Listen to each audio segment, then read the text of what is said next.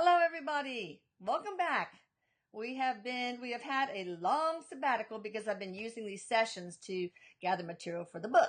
But we're going to start out with none other than Abraham Lincoln.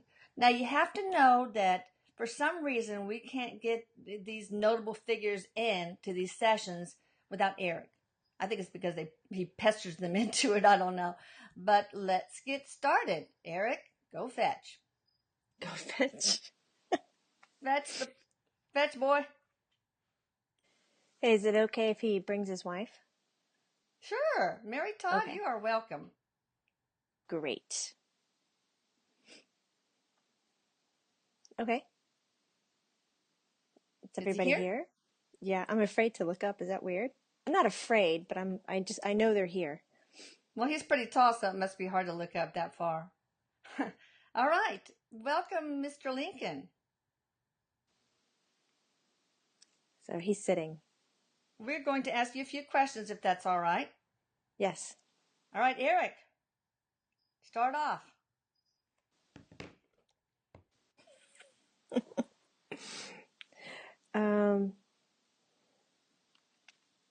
Erik is first saying hello. Hi, Erik. He's saying hello to you, and then he's saying hello to Abe. He's not even calling him Mr. President Lincoln, nothing like that. It's very casual. He's like, hey, Abe. I guess I'll address him as President Lincoln is laughing at this. He finds it very joyful. He does show up in his appearance, the way that he would look as we know him, as a long black. It looks kind of silky, actually. It's not heavy. It's not wool-like. It's very smooth. And he has a tie. I don't know what it's called. They're laughing. Bow tie? No, cravat. Oh, okay. It's thin, and it's black, and it's tied around his neck. And Erik is immediately kind of pushing the envelope, and he's joking with Abe about handshakes.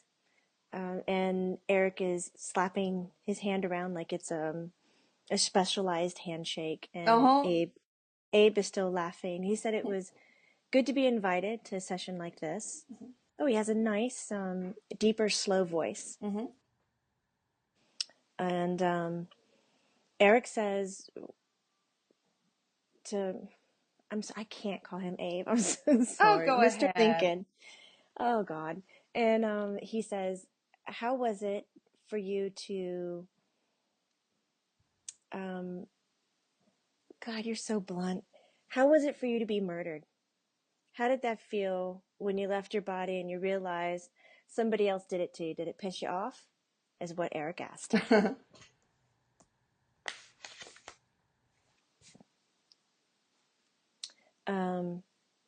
His wife is standing behind him. So Abe says that is an unusual question, but that he would like to handle it with attention. Okay. And states that he was well aware that somebody was pursuing him, and he knew that his death was imminent. He was warned not to go to the theater or to be in the public. And I chose, as many others in my position of power, to not live in fear. And he states that he walked proudly out into the public to show others to not fear their destiny as well. He was unaware that it would happen that evening for certain, because there had been several other times that the threat of my death was told to me, even in my dreams.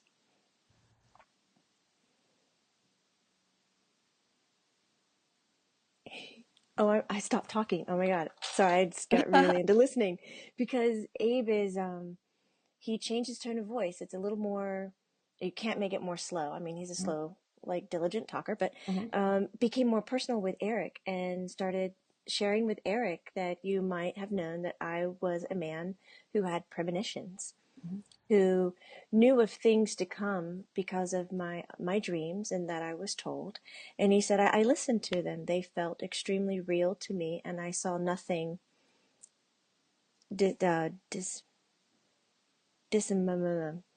don't know the word. I'm so sorry. Erik goes, wrong. He saw nothing wrong with it, Jamie. Okay. So he saw nothing wrong with giving credit to his premonitions. Okay. And though he had one of that night, he still chose not to live in fear. And he felt that that was the right choice. And he shares that when he felt himself be shot, that he knew at that moment that the country would change because of what had happened. He felt that he left the right people in charge and was confident and actually prepared his cabinet. Is that what we call it? Prepared his cabinet for his death. Okay. Because there'd been so many threats. And he says, I don't hold anger against the young man who shot me. His life has played out as it needs to be. But I do feel that my death was valued more because it was taken and not because it was lost to age or disease. And he said, son, if you're asking me if I have regrets, I do not. Now, do you think you would have done anything differently with the Civil War? I'm looking at my cheat sheet. That's why I turn my head every once in a while. They're my cheat sheet. He said he says, I'm not a man who prides himself of being in war. In looking back, I could see where I could have been more aggressive to stop the war. I do not take pride in lives being lost in the war. He says that brings me no satisfaction on either side. Though in this particular war, as in others in history, was very unique because it was a very personal war. It was not about money. It was not about conquering. It was about civil rights. And it was a war in every man's heart. I'm actually a little bit clipped. Oh. Erik's patting me down. Oh. But the visuals that kind of come with it, he has such pride in being the president and helping people find themselves. So he says, in a way, it got away from me, from my direct delegation, and became a very personal war. And he said, I feel I managed it the best, though I could have been more aggressive. Okay. Erik, go ahead. Go for it. Your turn. You leave it to him. He just asked if President Lincoln was boxers or briefs. Oh, well, what's the answer to that? Briefs. Oh. Well, let's do another question, Erik.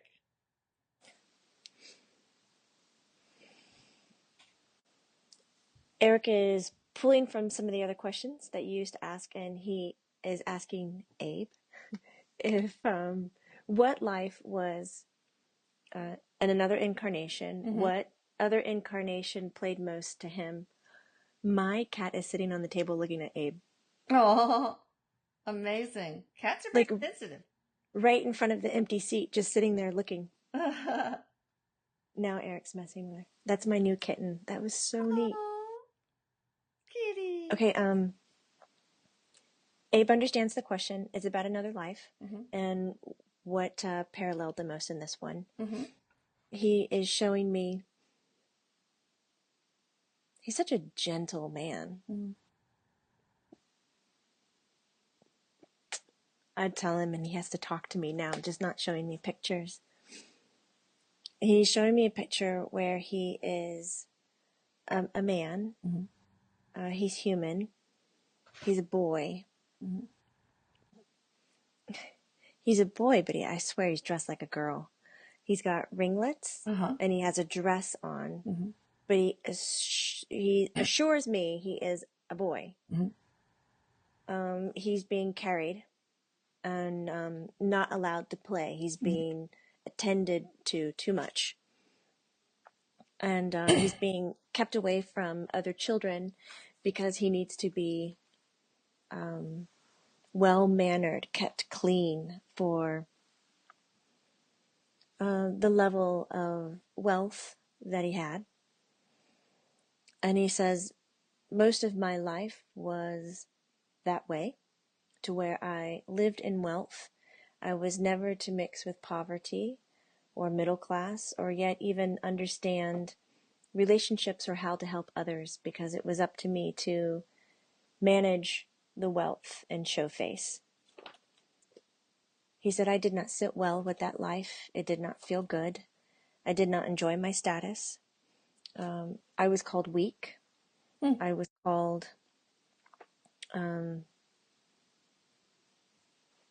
inconsiderate and ungrateful because I didn't enjoy the status I had. Well, how did that influence? How is that a tie to? Oh, Kitty, how's that a tie to this life, this past life? He says, because with the power that I obtained, it did not put me in another social status. I still walked and understood poverty, and in fact enjoyed their company more than those with wealth, as they found a true connection to relationships, and they found a value with honesty that money tends to water down the words of wealthy people. Now, you looking like a girl. Does that have anything to do with your questionable sexual orientation? Were you just tied to that life as a female?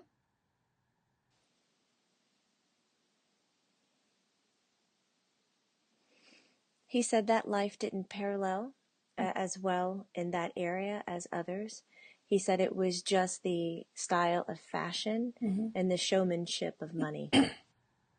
Well, what about your sexual orientation?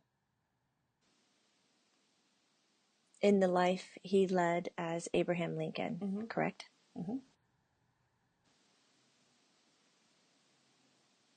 He said I found it difficult to have intimate relations. I would not agree that it was because I was attracted to one more than the other, but I would say it is because I was attracted to all of it, so it scared me. All of it. Eric's busting him up. What do you mean all of it? Do you mean boys and girls? And President Lincoln said yes. So he is now saying that he became more reserved and just followed suit. His wife is patting him on the shoulder. Aww. And he says, life is difficult enough. I chose to not let that be the worst part of it. He says, as you can tell, my physical appearance, maybe that was the worst of it. And he kind of Oh, you're a handsome inside for sure.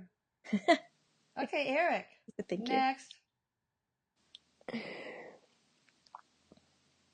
Eric is asking Abe, what is his most favorite thing in home or to do after his passing? Oh, good one. President Lincoln doesn't even pause, and he says that he takes a lot of joy in being on many councils to help the world peace that Earth deserves. Eric, Mom, we still filming? Everything's good? Sound looks good? Oh, yeah, it looks great. Well, what do you think about the state of humanity now? Dun, dun, dun, dun. He said, I believe it still suffers, but not to the degree that it did before. We had masses of people in shackles in my day. He says, now we have the majority being free, and we only have small territories left with old lines of thinking. Soon these territories will be consumed by others and dispersed, and we'll end up with tribes of old ways of thinking and not territories. And it will be easier for us to understand the tribes, respect them, and leave them instead of trying the old ways of conquering. Yeah. I feel hopeful for humanity today. Well, what do you think about all that's going on with the police and African Americans clashing? There's been a lot of that going on lately. Is there a reason for that?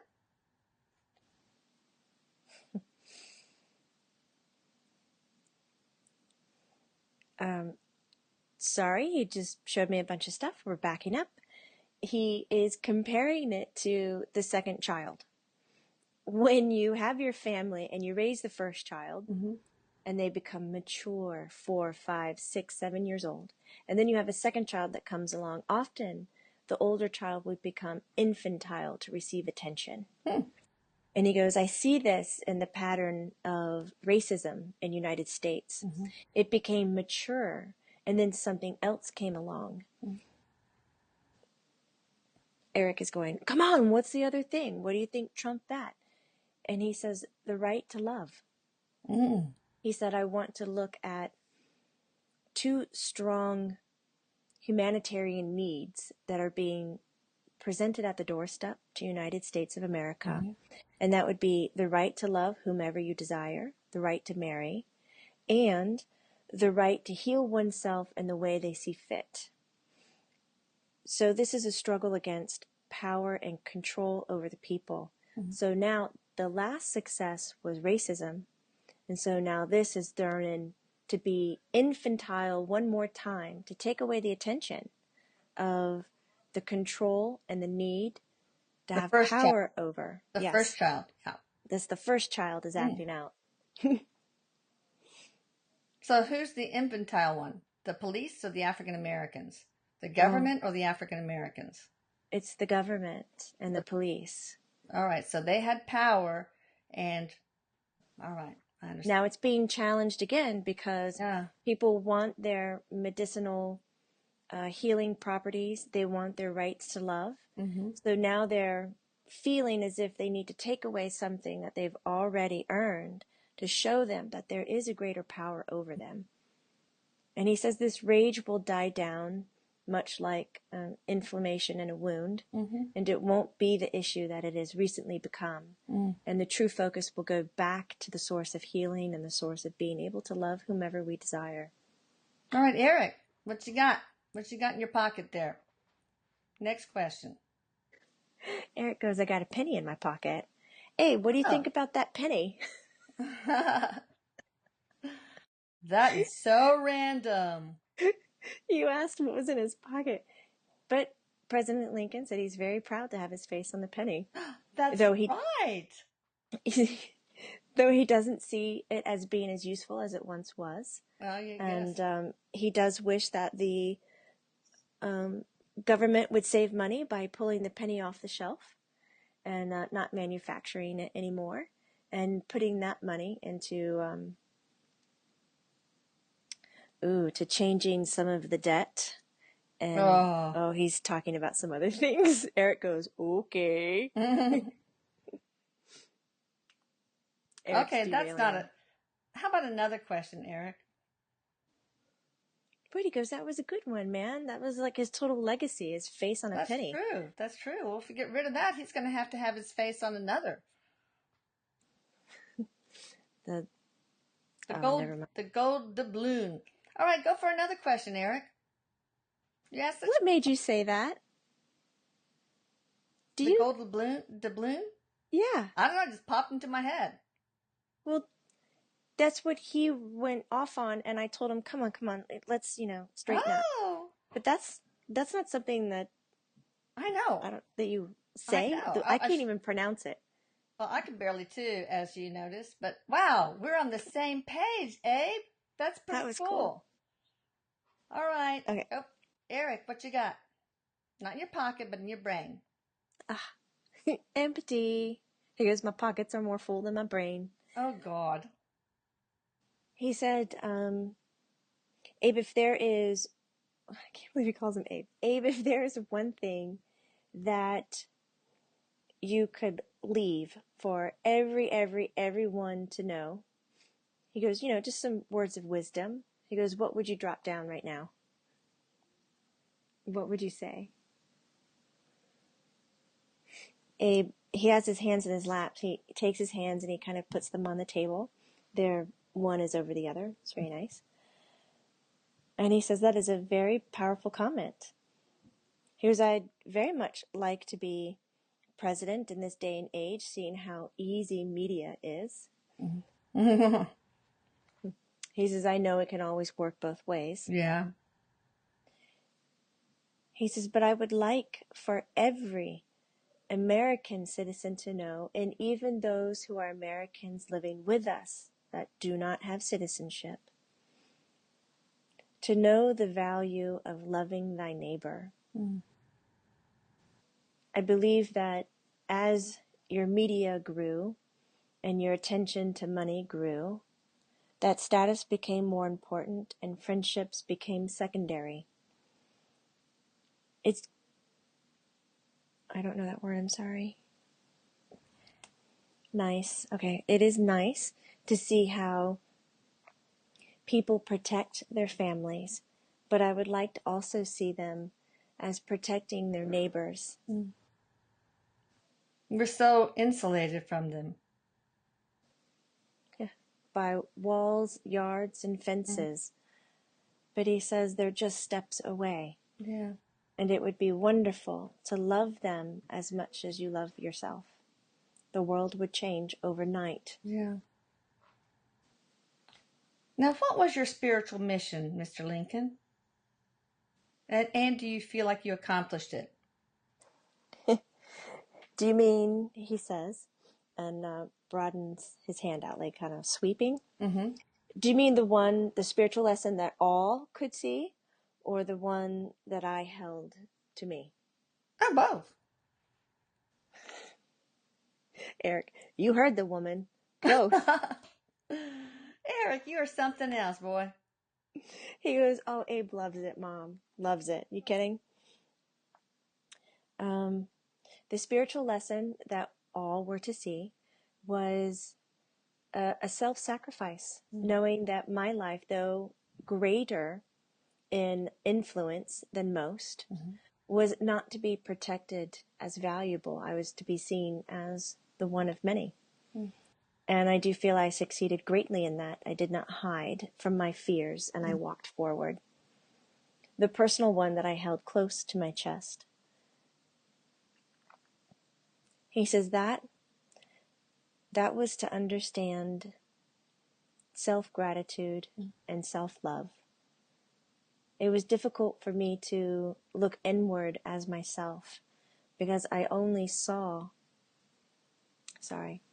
though it was easy for me to see, not only, though it was easy for me to see just my reactions to what I put out in the world and not necessarily myself. I tend to focus heavily on that instead of who I was. And he says my contract with my wife was valuable and that she is the one to help me achieve what I had deep inside of myself. Okay, last question. Any final message for humanity? Or anyone? Eric says, I busted your chops, Mom. I did that first. Love thy neighbor. Okay. But any other ones? Eric says, do you like cats? Oh, The cat is all over this. I can see that you're messing with something. I know, All I am right. sorry. Thank you. Abraham Lincoln does like cats, and he does like animals. That's a good note to end on. Thank you, Mr. Lincoln. Thank you, Erik. I hope you guys enjoyed this. If you did, please click the like button and subscribe to the channel.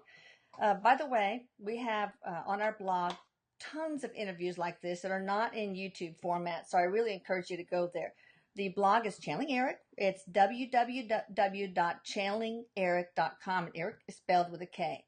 Now, you thought I was going to forget that, huh? Now, if you want to learn more about Jamie's amazing gifts and everything she has to offer, lots of events, lots of web classes, just amazing stuff, go to her site, withloveandlight.com. There's no WW in it, just with love and light. Thank you, Jamie. Thank you so much. Thank you, Abe. And Erik, thank you. I love you so much. And Abe's wife says thank you. Thank you, Miss Todd. Erik is up here saying hi and he loves you and that he loves everybody who checks in on the YouTube and that he loves everybody who goes to the blog, that they are the Erik family, and I don't know what he's doing. Making affectionate sounds. We'll just call it that. Oh, bye.